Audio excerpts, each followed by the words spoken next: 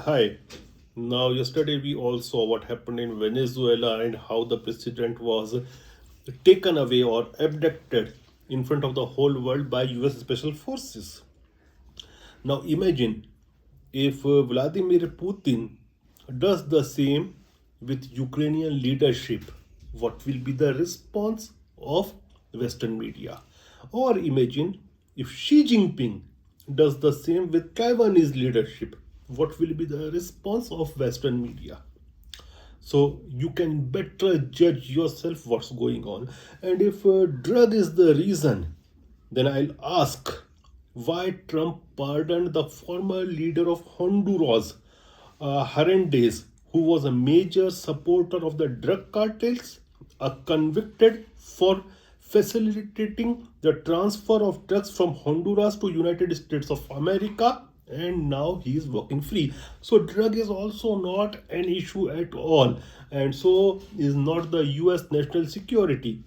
The issues are twofold. Number one, the oil wealth of the country of Venezuela, and Trump's not liking the leadership that is Nicolas Maduro, and that is the reason that guy has been dragged out of his residence and is now in United States of America, and he will have to face the law of US. And when they are putting him charges of having machine guns and stuff like that under US law, how can they put it under US law? It is like that if somebody is living in India and are having legal arms and licensed arms, and the law of some another country do not allow to keep arms with the citizens, be it licensed or unlicensed, then can the court in that country do some judgment, or can they call them for having law arms? This is something which is out of law, which is illegal, and whole thing is against the UN Charter. But who cares nowadays about the UN Charter?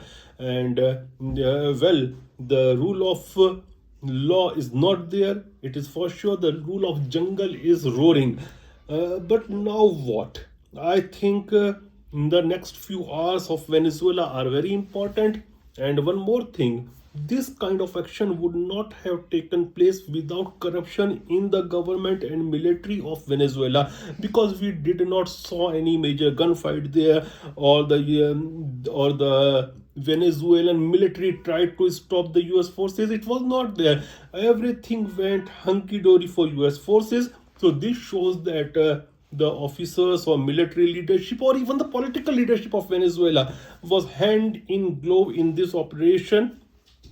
So now what's next will be decided in next few years, whether the ruling party, the party of Maduro, will install somebody else, be it vice president or the defense minister or the former defense minister or some ideologue, let's see, or whether the person who will be installed in place of Maduro will be a favorable of United States of America. If the latter happens, then let's see, the things will be totally different. And if the leadership tries to go to jungles and fight a guerrilla warfare, then the country might become Iraq, because it's very easy for the power like United States to occupy the capital, root out the leadership. And in my previous videos, I told the same thing, that it is easy to dismantle Caracas and to root out the leadership, but it is very difficult if a guerrilla war takes place to